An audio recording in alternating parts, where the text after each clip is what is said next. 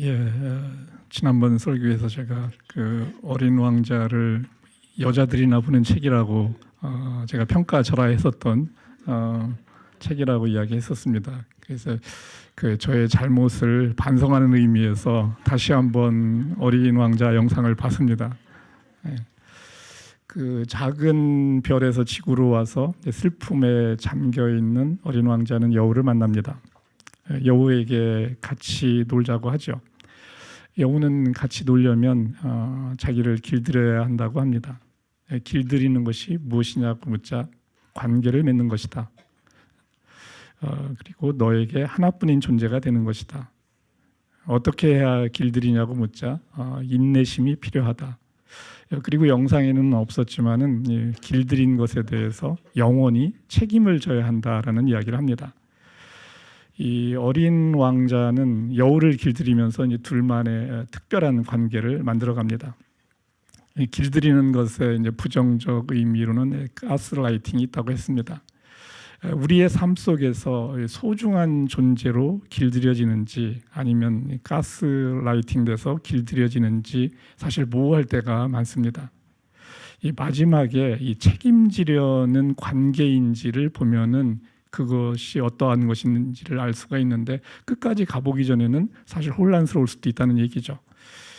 오늘은 길들여진 왕, 예수라는 주제를 가지고 이야기하려고 합니다. 하나님의 예수 길들이기를 보려고 하는 거죠.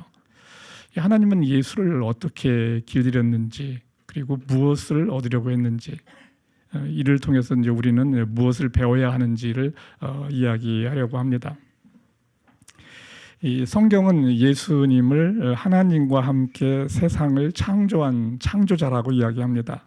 그리고 우리에게 구원자, 그리고 겸손의 왕이고 온유의 왕으로 왔다라고 이야기합니다.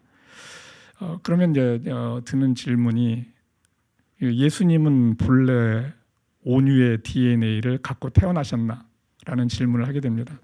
예수님은 태어날 때부터 온유하게 태어났는가, 겸손하게 태어났는가라는 것을 질문하는 거죠. 오늘 마찬가지로 박규태 형제 바로 이제 질문을 제가 드려가는데 본래는 잘 모르겠고요. 예수님은 이제 부모님이 두 분이셔가지고 두 분이 계세요. 이제 하나님하고 이제 요셉 마리아 두 분이셔가지고 온유의 DNA 말고도 두 배로 더 많이 좋은 것들을 받지 않았을까 싶습니다. 두 배로 더 좋은 거를 나쁜 것도 받을 수 있잖아 또. 나쁜 것도 두 배로. 나쁜 것도 두 배로.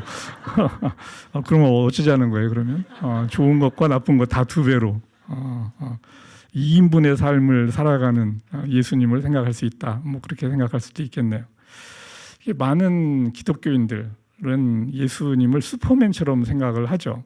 겉은 인간이지만 속은 전지전능한 하나님이다. 전지전능한 신이다. 그래서 언제든지 기적을 행할 수 있다라고 생각을 하는 거죠. 그게 이제 100% 신, 100% 인간이라는 교리입니다. 예수님에 대한 이해죠. 그런가라는 것에 대해서 다시 질문을 해보게 되면은 요한복음 14장 11절에서 이제 예수님이 이렇게 이야기합니다. 한번 같이 읽겠습니다. 2절인데 내가 아버지 안에 있고 아버지께서 내 안에 계시다는 것을 믿어라.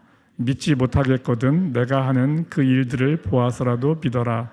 내가 진정으로 너희에게 말한다.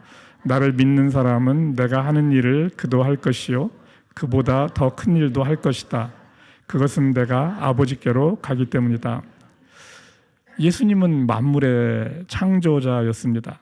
이 땅에 온 후에는 우리와 다르지 않다는 것을 이야기하고 있어요. 그런데 우리는 그분을 신적인 존재로 밀어내려고 하죠. 그분이 이 땅에서 행하신 일의 의미를 제대로 알기 어렵다는 얘기예요. 신적인 존재로 밀어내면은 예수님이 이 땅에서 하신 일의 의미를 우리는 깨닫지 못하게 됩니다. 빌립보서 2장 7절 사도 바울의 이야기인데 이렇게 이야기하고 있습니다. 예수님에 대한 이야기를 하고 있는 거죠. 오히려 자기를 비워서 종의 모습을 취하시고 사람과 같이 되셨습니다. 그는 사람의 모양으로 나타나셔서 자기를 낮추시고 죽기까지 순종하셨으니 곧 십자가에 죽기까지 하셨습니다. 예수님은 이 땅에서 배고팠고 피곤했고 매 순간 하나님 아버지께 이제 기도를 했습니다. 이 기도를 통해서 기적을 행하고 사역을 감당합니다. 만약 스스로 기적을 행할 수 있으면 기도할 이유가 없어요. 기도를 통해서 사역을 합니다. 그리고 우리도 똑같이 할 수 있고 그 이상도 할 수 있다라고 이야기합니다. 그렇게 하지 못하는 이유는 우리가 그만큼 하나님과 가깝지 않기 때문에 그런 거죠. 예수님은 그만큼 하나님과 가까웠던 거고, 예수님은 우리와 같다는 것을 이야기하는데 우리는 그분을 전지전능한 신으로 자꾸 밀어내려고 하는 거죠. 그분을 이제 경배의 대상으로 밀어내는 겁니다. 우리와 함께 하고 싶은데 경배의 대상으로 밀어내는 거죠. 이 하나님은 모세를 길들였듯이 예수님도 길들이십니다. 예수님을 길들이는데 30년의 시간을 보내게 됩니다. 이 공생애, 예수님이 30살에 이제 공생애를 시작했다고 보는데 시작 전 예수님의 30년의 삶, 이 30년의 삶 가운데 딱 보여주는 예수님에 대한 정보는 12살 때 소년 예수 딱 한 장면밖에 없어요. 이 30년의 시간이라는 게 무엇이냐라는 것을 우리는 알기 어렵죠. 근데 한 장면만 이야기를 하고 있습니다. 두 번째 질문을 이제 던집니다. 예수님은 언제 자신이 만물의 창조자라는 것을 알았을까? 스스로 알 수 있었을까라는 질문을 한번 해보게 됩니다. 두 번째 질문. 저도 12살 때 내용은 그 말씀을 봤는데요. 아마 한글을 깨우치는 그 순간부터 하나님과 이제 기도를 통해서 본인이 창조자임을 알았을 것 같고요. 스스로 알 수 있었을까는 알 수는 있었는데 워낙 이 구원을 사람들을 구원해야 되니까 그게 바빠서 이렇게 자기가 창조자임은 잠시 생각은 안 하시지 않으셨을까? 창조자임을 구원자로서의 삶을 살아가야 되기 때문에 12살의 자신이 구원자임을 알 수 있었을까요? 네, 그 교회가 자기가 이제 교회에 있어야 되는 이유도 막 말씀하시고 하셔서 이미 다 알고 계셨다고 생각합니다. 우리는 우리의 어린 시절을 어떻게 합니까? 나의 어린 시절. 부모가 이야기하기 전에는 알 수가 없어요. 내 어린 시절 부모가 이야기하면은 그래 내가 그랬었냐라고 이제 반문을 하죠. 우리 어린 시절 거의 기억하지 못합니다. 부모님은 어떤 포인트에서 저를 기억하고 있어요. 부모가 이야기해줘야지 안다는 거죠. 예수님도 마찬가지라는 얘기예요. 어린 예수는 스스로에 대해서 스스로 알 수 없어요. 하나님이 어느 순간 이야기를 해줘야지 알 수 있다는 거죠. 하나님이 이야기해줘서 자신이 어떤 존재인지를 이제 알게 되는 거죠. 그게 지금 12살 때 이 오늘 성경 본문을 통해서 이제 살펴볼 수 있는 유일한 이제 장면이에요. 사실은 너무 정보가 없어요. 예수님에 대한 정보가 30년 삶의 정보가 너무 없어요. 한 장면 가지고 우리는 많은 생각을 할 수밖에 없습니다. 누가복음 2장 41절부터 52절까지인데 교대로 한번 읽도록 하겠습니다. 예수의 부모는 해마다 6월절에 예루살렘으로 갔다. 예수가 12살이 되는 해에도 그들은 절기 관습을 따라 6월절을 지키러 예루살렘에 올라갔다. 그런데 그들이 절기를 마치고 돌아올 때 소년 예수는 예루살렘 그대로 머물러 있었다. 그의 부모는 이것을 모르고 일행 가운데 있으려니 생각하고 하룻길을 갔다. 그 뒤에 비로소 그들의 친척들과 친지들 가운데서 그들을 찾았으나 찾지 못하여 예루살렘으로 되돌아가서 찾아다녔다. 사흘 뒤에야 그들은 성전에서 예수를 찾아냈는데 그는 선생들 가운데 앉아서 그들의 말을 듣기도 하고 그들에게 묻기도 하고 있었다. 그의 말을 듣고 있던 사람들은 모두 그의 슬기와 대답에 경탄하였다. 그 부모는 예수를 보고 놀라서 어머니가 예수에게 말하였다. 얘야 이게 무슨 일이냐? 내 아버지와 내가 너를 찾느라고 얼마나 애를 태웠는지 모른다. 예수가 부모에게 말하였다. 어찌하여 나를 찾으셨습니까? 내가 내 아버지의 집에 있어야 할 줄을 알지 못하셨습니까? 그러나 부모는 예수가 자기들에게 한 그 말이 무슨 뜻인지를 깨닫지 못하였다. 예수는 부모와 함께 내려가 나사렛으로 돌아가서 그들에게 순종하면서 지냈다. 예수의 어머니는 이 모든 일을 마음에 간직하였다. 예수는 지혜와 키가 자라고 하나님과 사람에게 더욱 사랑을 받았다. 예수님에게는 형제가 넷이 있었고 뭐 자매가 몇 있는지는 분명치는 않습니다. 그렇다고 하더라도 예루살렘에 가족이 내려갔다가 나사렛으로 돌아가는데 하루를 가다가 예수가 없네? 라고 지금 부모가 놀래가지고 다시 또 예루살렘으로 찾아오는 장면이에요. 부모도 부모지만 참 황당한데 하여튼 이 장면을 그냥 지금 보여주고 있습니다. 그리고 이제 미아 찾기에 들어가는 거죠. 12살 애를 잃어버린 거예요. 그러다가 이제 성전에 가서 찾게 됩니다. 이때 봤을 때 12살 예수는 랍비들과 토론하면서 영적인 면에서 천재성을 이제 보여주는 거죠. 얘가 언제 이걸 배웠지? 라고 싶은데 천재성을 보여줘요. 우리 주변에도 보면은 어린 시절에 특정 부분에서 천재성을 보여주는 사람이 있어요. 뭐 여기에는 뭐 그런 사람이 없는데 어렸을 때 그런 사람들이 간혹 있어요. 뭐 TV에서 보면 세상에 이런 사람이 하면서 보면은 정말 놀라운 뭐 학헌 형제도 어렸을 때 천재성이 좀 있었나 모르겠는데 여튼 그런 사람들이 있습니다. 예수는 자신이 하나님의 아들이라는 것을 알게 되죠. 알게 되는 것은 하나님이 여튼 이야기를 해줬다는 거예요. 근데 몇 살에 얘기했는지는 모르겠어요. 12살에 여튼 하나님이 얘기를 해줬고 11살에 얘기해 줬을 수 있고 알 수 없어요. 근데 여튼 알게 되는 거죠. 이 하나님의 아들이다라는 말이 놀라운 것은 아닙니다. 하나님은 구약 성경에서 이스라엘 백성들에게 나의 자녀들이라고 이렇게 얘기하거든요. 우리도 하나님의 말씀을 깨달으면은 신이라고 하나님이 말씀하세요. 뭐 제가 여러 번 인용하는 성경 본문이에요. 사실 이 반복적으로 여러 번 나오지 않지만 이 성경 말씀들 한 번 나오더라도 엄청난 무게감이 있는 겁니다.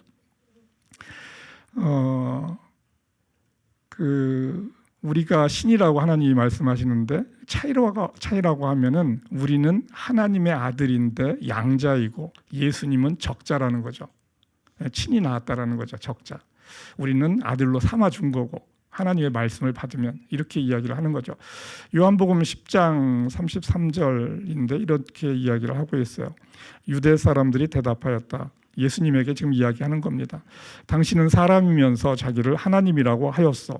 예수께서 그들에게 말씀하셨다. 너희의 율법에 내가 하나님이 말씀하시는 거죠. 내가 너희를 신들이라고 하였다 하는 말이 기록되어 있지 않느냐. 하나님의 말씀을 받은 사람들을 하나님께서 신이라고 하셨다. 그런데 너희는 내가 하나님을 모독한다고 하느냐라고 하면서 하니까 또 유대 사람들이 맞지라고 또 하고 또 수긍을 합니다. 혼란스러운 거죠. 12살 예수는 영적 자각은 있었지만 12살 소년의 미숙함도 갖고 있는 거예요. 부모에게 말하지 않고 성전에 남아 있었다. 부모는 하룻길을 갔다가 아들을 잃어버린 줄 알고 돌아와서는 사흘 동안 찾아 헤맨다.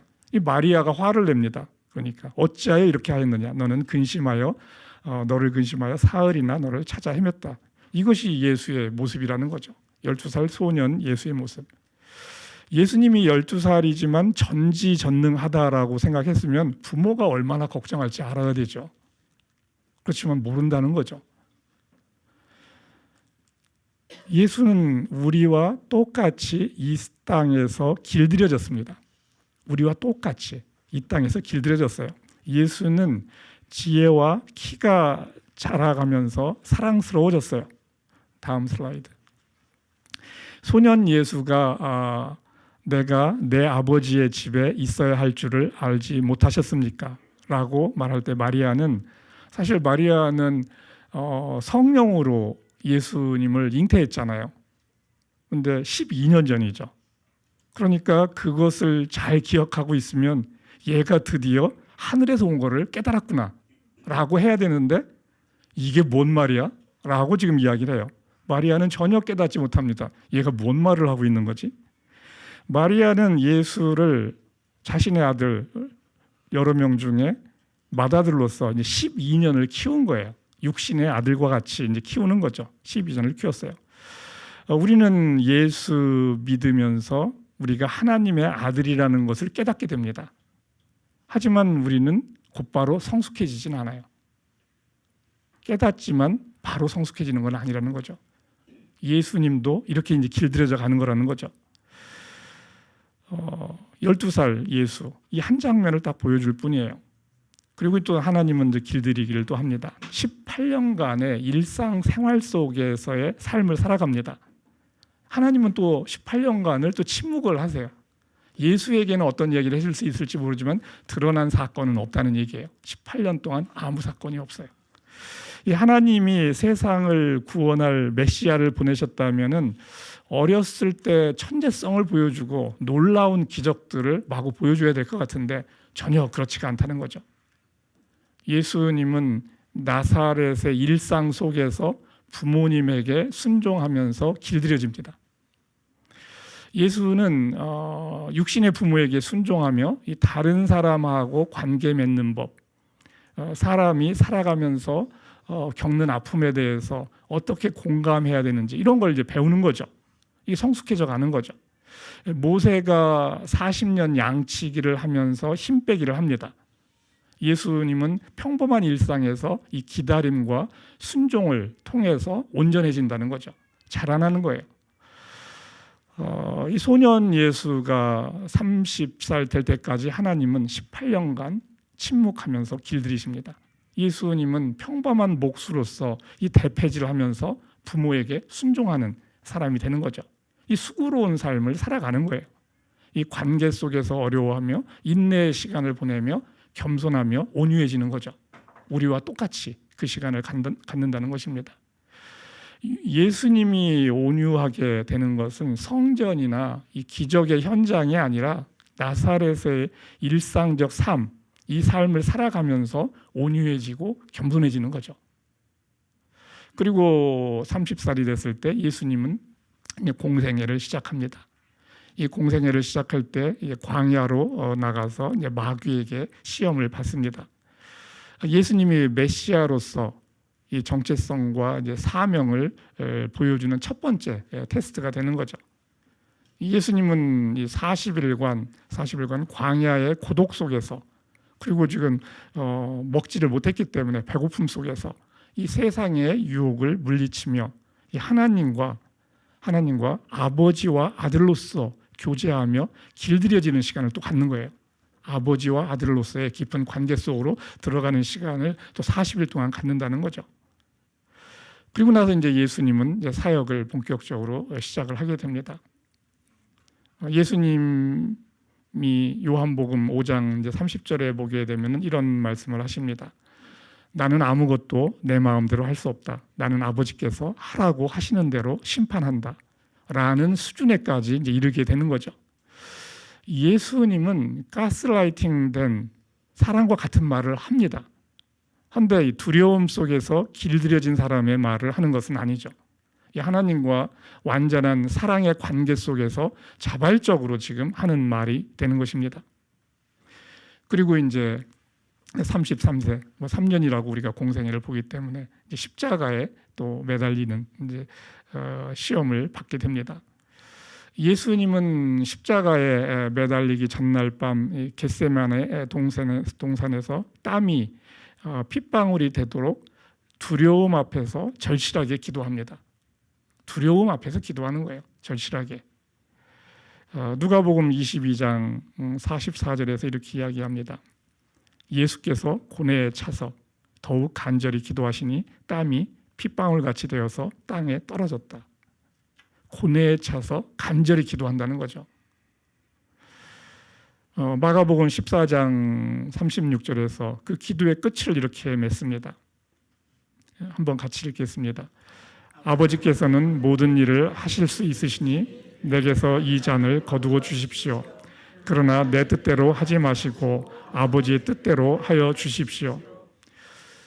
예수님은 극심한 두려움 속에서 하나님의 뜻에 어떻게 따를 수 있을지를 보여주는 이 처절함을 보여주는 거죠. 예수님은 어쩔 수 없이 정해진 운명을 따르는 것이 아니라는 거예요. 어쩔 수 없이 나는 이렇게 가야 되는구나. 그냥 어쩔 수 없이 가야 되는구나. 숙명이구나 하면서 따르는 것이 아니고 고뇌하면서 기도하면서 매 순간 선택의 기로에 놓인다는 거죠.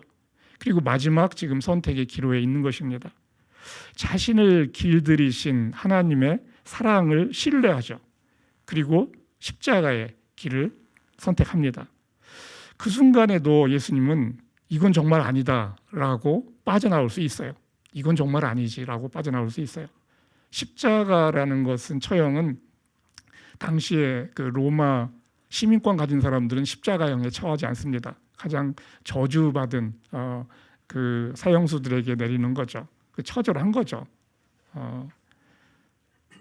그리고 고통스러운 거죠. 물론 다음 주에 이제 부활절 또 예배를 하겠지만은 이 고통을 미리 생각하면서 맞이하는 것과 순간적으로 맞이하는 건 엄청난 차이가 있어요. 그 길을 그냥 가야 된다는 거, 이게 당할 것을 알면서 그 길로 간다는 것은 모르고 당하는 거하고는 엄청난 차이가 있는 고통입니다. 이 하나님 아버지의 처분에 맡기면서 내 뜻대로 하지 마시고 아버지의 뜻대로 하십시오라고 하죠. 이 하나님의 사랑 가운데 길들여진 사람의 놀라운 고백을 지금 하고 있는 거죠. 이렇게 열심히 길들여서 죽게 하는 겁니다. 이 하나님이 잔인하다라고 여겨지는 대목인 거죠. 정말 하나님이 잔인하시다, 잔혹하다라고 여겨지는 대목이에요. 이 십자가에서 예수님은 이렇게 이야기합니다. 마가복음 15장 34절에서 나의 하나님 어찌하여 나를 버리셨습니까? 이게 연출이 아니라는 거죠. 이 처절한 고백인 거죠. 아버지가 나를 버리는구나라고 예수님은 지금 그렇게 또 인식을 해요. 그렇지만 또 사랑 가운데 나를 살려주실 것을 믿지만 지금 이 순간에는 버리는 것을 그대로 지금 느끼고 있는 거죠. 예수님은 끝까지 순종하면서 우리의 구원을 완성합니다. 이 가스라이팅되어 이 십자가를 지신 것이 아니라 이 사랑 때문에 십자가를 지신 겁니다. 이 자리에 하나님의 잔혹함이 함께 있는 거죠. 그 잔혹함이 있다는 것은 우리의 죄의 무게가 그만큼 무겁다라는 것을 이야기합니다. 그 죄가 십자가에 달려 있었기 때문에 그만큼 잔혹함이 따라갈 수밖에 없다는 거죠. 아가서 8장 6절에서 이렇게 이야기합니다. 사랑은 죽음처럼 강한 것, 사랑의 시샘은 저승처럼 잔혹한 것, 사랑은 타오르는 불길, 아무도 못 끄는 거센 불길입니다. 이 양면성을 그대로 보여주는 거죠. 예수님은 죄인들을 위해서 죽으러 왔습니다. 그래서 당연히 죽을 수밖에 없었다라고 말할 수 없다는 거예요. 예수님은 계속되는 선택의 순간들에서 끝까지 순종하면서 역사의 순간을 만든 것입니다. 십자가는 우리에 대한 하나님의 엄청난 사랑이지만 다른 한편 예수님에 대한 엄청난 잔혹함이 함께하는 거죠. 이 극심한 두려움 속에서 예수님은 자신에 대한 처분을 하나님께 맡기는 사랑의 고백을 하는 것입니다. 히브리서 5장 8절에서 그래서 이렇게 이야기합니다. 예수님에 대한 이야기죠. 함께 읽겠습니다. 그는 아담님이시지만 고난을 당하심으로써 순종을 배우셨습니다. 그리고 완전하게 되신 뒤에 자기에게 순종하는 모든 사람에게 영원한 구원의 근원이 되시고,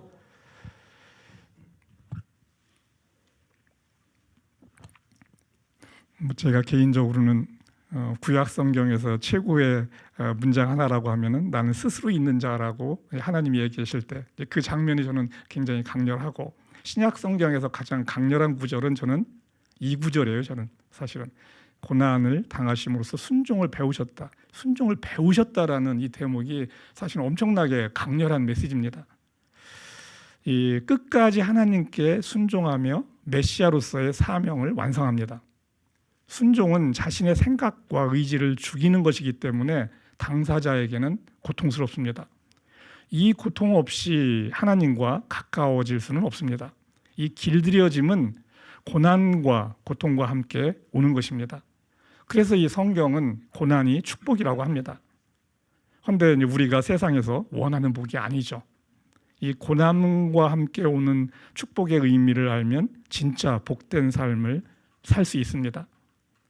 그 삶을 사는 사람은 소수입니다. 나에게 주어진 현실을 불평하지 않고 묵묵히 감당하면서 살아가게 됩니다. 그러면서 자라나는 거죠. 그렇게 살아가는 사람이 많지 않아요. 교회 다녀도 많지 않습니다.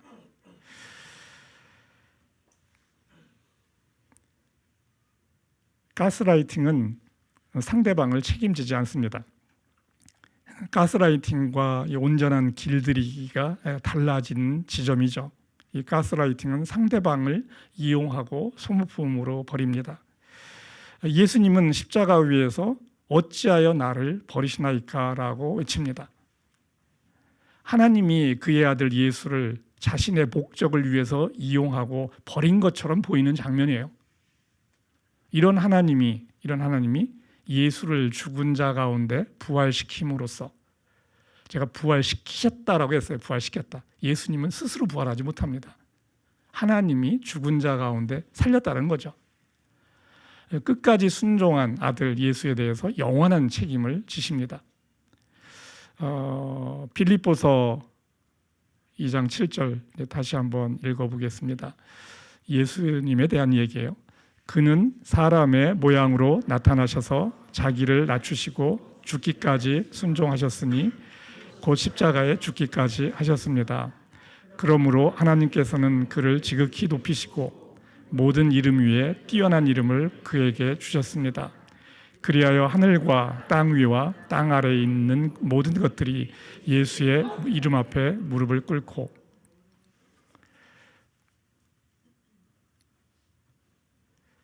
길들이기라는 것은 특별하게 만들어서 책임지는 거예요. 특별하게 만들어서 책임지는 거, 이게 길들이기입니다. 긍정적 의미, 좋은 의미에서의 길들이기죠.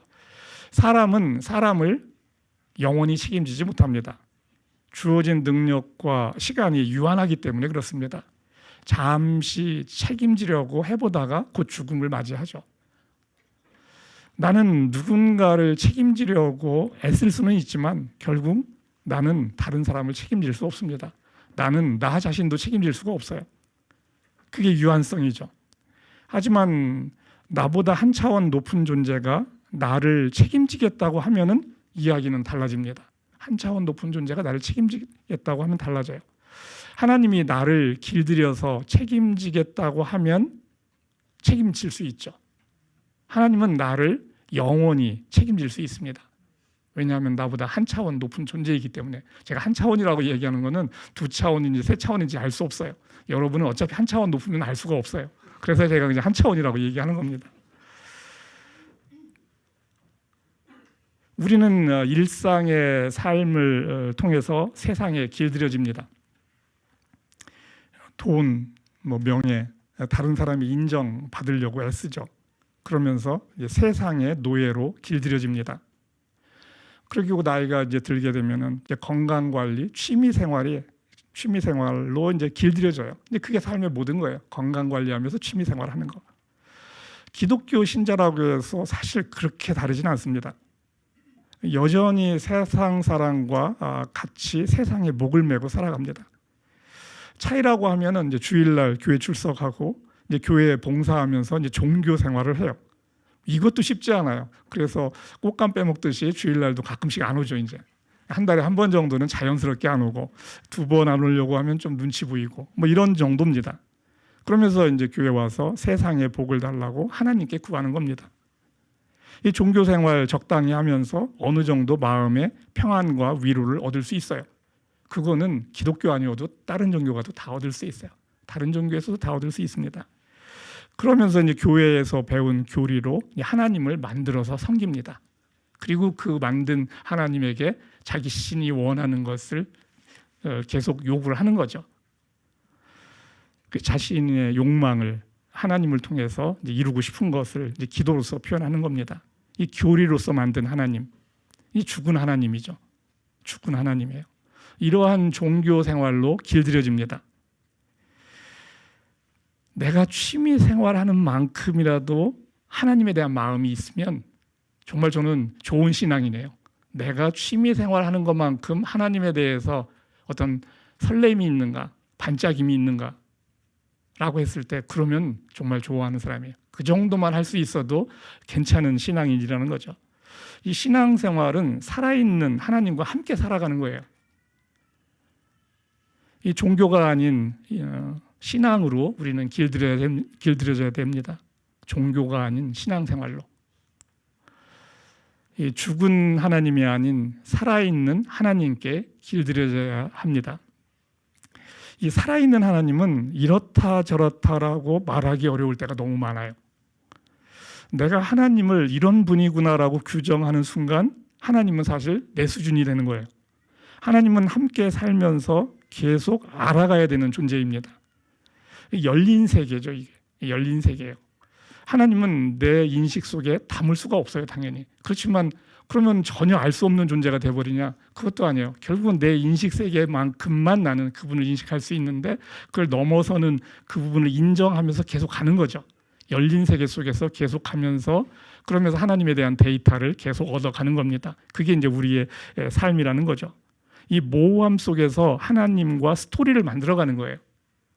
이게 이제 종교 생활과 다른 겁니다. 종교 생활은 하나님은 이렇다 저렇다 교리적으로 만들어요. 그리고 그 틀 안에 갇히는 겁니다. 그게 닫힌 세계에서의 신앙생활이죠. 종교 생활인 거죠. 어디까지 하나님이 하고 어디부터 내가 하는지 모호할 때가 많아요. 어떤 때는 하나님이 뭔가 작정하고 막 하려는 것을 알게 돼요. 이 하나님이 작정하고 달려들 때가 있어요. 그때는 또 막을 수가 없어요. 근데 어떨 때는 또 내가 막 하게 놔둬요. 이런 하나님이라는 거죠. 이런 하나님의 뜻에 따라 사는 것이 힘들기도 하지만 괜찮은데라고 깨달으면 신앙생활을 하고 있는 거예요. 이 모호함 속에서 다이나믹하게 살아가는 거. 이 신앙생활은 흥미롭고 다이나믹합니다. 종교생활은 지루해요. 지루합니다. 그리고 갑갑합니다. 종교생활하는 사람 보면은 가까이 하고 싶은 마음이 없어요. 왜냐하면 생명이 없기 때문에 그래요. 그냥 성경에 나오는 말을 그냥 반복적으로 드라이하게 그냥 표현할 뿐인 거죠. 살아있는 그 맛이 나오지 않는다는 것이죠. 말씀을 정리하도록 하겠습니다. 어린 왕자, 아까 여호와의 이야기를 했었어요. 여호와의 이야기를 했습니다. 관계를 맺고 하나님이 예수님과 관계를 맺었듯이 관계를 맺고 그리고 서로에게 하나뿐인 존재가 되는 것입니다. 서로에게 하나뿐인 존재. 이것이 이루어지기 위해서는 인내심이 필요하다. 그리고 영원히 책임을 져야 된다라고 얘기해요. 그게 진정한 길들이기라고 이야기를 하는 겁니다. 근데 우리의 삶은 유한하기 때문에 우리는 영원히 책임질 수 없어요. 근데 성경은 한 발짝 더 나가는 거죠. 영원한 책임을 이야기합니다. 2000년 전에 이 땅에 왔던 예수님, 사실 볼품이 없었어요. 볼품이 없었습니다. 힘이 없는 왕 같지 않은 왕이었습니다. 왕 같지 않은 왕으로 보였던 거죠. 그렇기 때문에 당시 로마 총독 본디오 빌라도는 예수가 로마 제국에 위협이 되지 않는다라고 판단을 한 거죠. 그리고 이 본디오 빌라도가 예수님을 유대인의 왕이라고 인정을 해줘요. 정치적 왕이 아니기 때문에 자신들에게 위협이 되지 않는다는 거죠. 유대인의 종교적 왕으로 인정을 해주는 거죠. 그 예수님의 말씀 속에서 뭔가 본디오 빌라도도 깨달음이 있었던 거죠. 예수님은 조롱과 멸시를 받았습니다. 그리고 십자가에 덩그러니 그냥 죽으셨어요. 세상적으로 보면은 이보다 허망한 게 없어요. 말구유 위에서 태어나서 그냥 십자가의 죽음, 가장 처참한 죽음, 가장 죄질이 안 좋은 사람의 죽음을 그냥 비참하게 당한 거죠. 이렇게 삶을 살아가면서 예수님은 죽을 때까지 길들여졌습니다. 예수님은 매일의 현실에 고민하면서 순종의 선택을 이어갔습니다.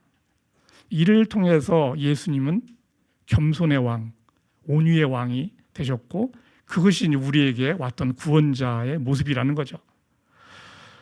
이런 모습이 다시 오시는 예수님 때는 분위기가 완전히 바뀌어서 그때는 힘 있는 왕으로 오십니다. 그때의 모습을 우리는 이제 계시록이나 이런 데서 볼 수가 있어요. 힘 있는 왕, 우리가 생각하는 왕의 모습으로 와요. 그때는 반전이 생기는 거죠. 길들여진 예수님은 하나님과 특별한 관계를 만들었습니다. 아버지와 아들이라고 해서 다 가까운 거 아니에요. 제가 보기에 아버지와 아들 가까운 집 별로 많지 않아요. 생각보다. 아버지와 아들 그렇게 가깝지 않아요. 어머니와 딸 가까운 집도 있는데 안 그런 집도 많습니다. 그리고 가까운 정도는 다 달라요. 가까운 정도, 가깝다고 하지만 이게 그 정도는 다 차이가 있었던 거죠. 예수님은 하나님의 길들이기를 통해서 하나님과 특별한 관계를 맺게 됩니다. 하나님의 아들이지만 하나님과 정말 가까운 아들이 될지 적당한 아들일지는 알 수 없어요. 삶을 통해서 끊임없이 가까워지는 노력이 있었다는 거죠. 이 30년간 나사렛의 그 일상의 수고로움, 지루함, 고통스러움 이것을 경험하면서 예수는 자라났습니다. 자라났어요. 자라나면서 온유해지고 아름다워지는 거죠. 이를 통해서 예수님이 사랑스러워졌고 온유해졌다라고 얘기를 하고 있어요. 이 길들이는 과정을 통해서 하나님은 예수님과 매우 가까운 사이가 됐다는 거죠. 그러니까 하나님의 아들이니까 당연히 하나님과 그냥 가까워져야 된다라고 해서는 여러분은 예수님을 이해할 수가 없어요. 당연하지 않다는 거죠. 끊임없는 예수님의 갈망이 있었고 끊임없이 다가감이 있었고 그렇기 때문에 하나님이 모든 만물 가운데 최고의 존재로 또 예수님을 세워주는 그 장면까지 가는 거죠. 이 살아있는 스토리가 써진다는 거죠. 이 살아있는 하나님과 특별한 관계 속으로 들어가야 됩니다. 우리는 그 관계 속으로 들어가야 돼요. 이 하나님의 길들이기가 힘든 만큼 나와 하나님의 관계도 깊어집니다. 관계의 깊이만큼 자유를 우리는 누릴 수 있어요. 이 하나님께 길들여진 명마의 삶을 살 수가 있게 됩니다. 예수님과 하나님의 관계가 특별했듯이 나와 하나님도 특별한 관계가 될 수 있어요. 다르지 않다는 거죠. 그것을 성경은 이야기하려고 하는 겁니다. 나와 하나님, 이 특별한 관계를 만들어 보려고 하나님은 우리를 부르시는 거죠. 하나님께 많이 길들여질수록 더 높은 수준의 일을 하게 됩니다. 그것이 세상의 어떤 화려한 일은 아니에요. 뭔 일인지는 알 수 없어요. 그거는 하나님과 그 사람 간에 만들어가는 이야기가 되는 거죠. 하나님은 우리가 예수님같이 길들여지면서 자라나기를 원합니다. 근데 우리는 그걸 원치 않죠. 힘드니까. 내 취미생활, 내가 지금 원하는 거 그게 먼저기 때문에 뒷전으로 밀려나는 거죠. 하나님이 예수님과 관계를 맺었듯이 우리와도 특별한 관계를 맺기를 원하죠. 하나님이 예수님과 관계를 맺은 방식대로 우리와 똑같은 방식으로 맺지는 않아요. 모든 상황이 달라요. 그렇기 때문에 특별한 거예요. 예수님과 하나님과 있었던 그 사건들을 똑같이 재현해서 우리와 만든다면 그건 또 다른 지루함이에요. 그런데 지금 AI 시대에 우리는 살아가고 있어요. 지금 2000년 전과는 전혀 딴판인 이 시대에 저는 ISTJ라는 MBTI를 갖고 살아갑니다. 예수님과 전혀 다른 건 아니에요. 예수님도 아이가 있었던 것 같은데 그런 면에서는 또 같은 게 또 있어요. 근데 몇 퍼센트 아이냐라고 하면 또 달라요. 몇 퍼센트 아이냐. 저는 90% 정도 아이였다가 지금은 한 80% 정도 아이로 내려온 이런 상황인 것 같은데 그러니까 특별한 거죠. 예수님과 하나님이 특별했듯이 저라는 존재는 역사적으로 전에도 없었고 앞으로도 없어요. 마찬가지로 여러분도 전에도 없었고 앞으로도 없어요. 여러분이 유일한 존재라는 거죠. 그 유일한 존재와 하나님이 관계를 맺고 정말 특별한 관계 속으로 들어가자라고 우리를 부른다는 거죠. 이 하나님과 살아있는 하나님, 교리로 만든 죽어있는 하나님이 아니고 살아있는 하나님, 지금 살아서 역사하는 그 하나님과 함께 이 길들여져서 특별한 관계 속으로 들어가 보자는 겁니다. 하나님은 나를 영원히 책임지십니다. 이 세상에서 우리는 하나님이 나에게 만사형통하는 것으로 이끌어주기를 원하죠.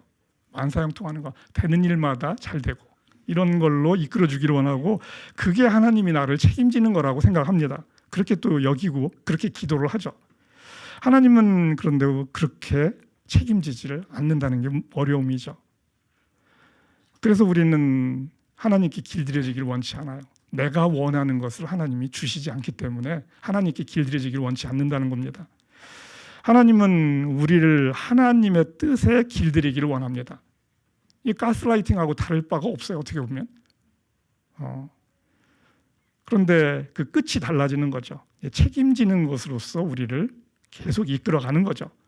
이 하나님이 나를 길들이게 하는 이 과정이 힘들지만 이를 통해서 나와 하나님은 특별한 관계를 맺는 거죠.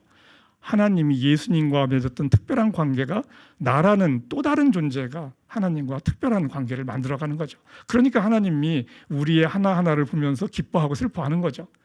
살아있는 하나님이기 때문에 계속 스토리를 만들어가는 것이 재미있는 거죠.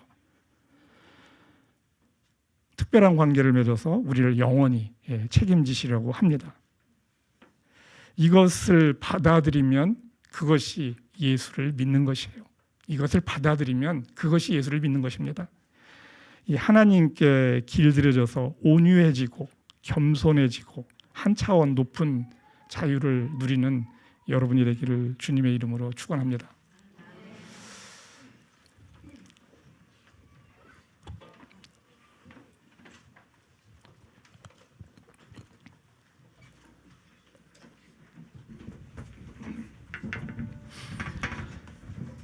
오늘 길들여진 왕 예수님에 대한 이야기를 했습니다. 예수님도 하나님에 의해서 길들여졌습니다. 원치 않는 길을 갈 때도 있었어요. 그런데 하나님에게 길들여지면서 하나님을 사랑하면서 그 원치 않는 길을 또 선택합니다. 그러면서 겸손해지고 온유해지고 우리에게 그 길을 또 걸어가 보라고 또 이야기하는 거죠.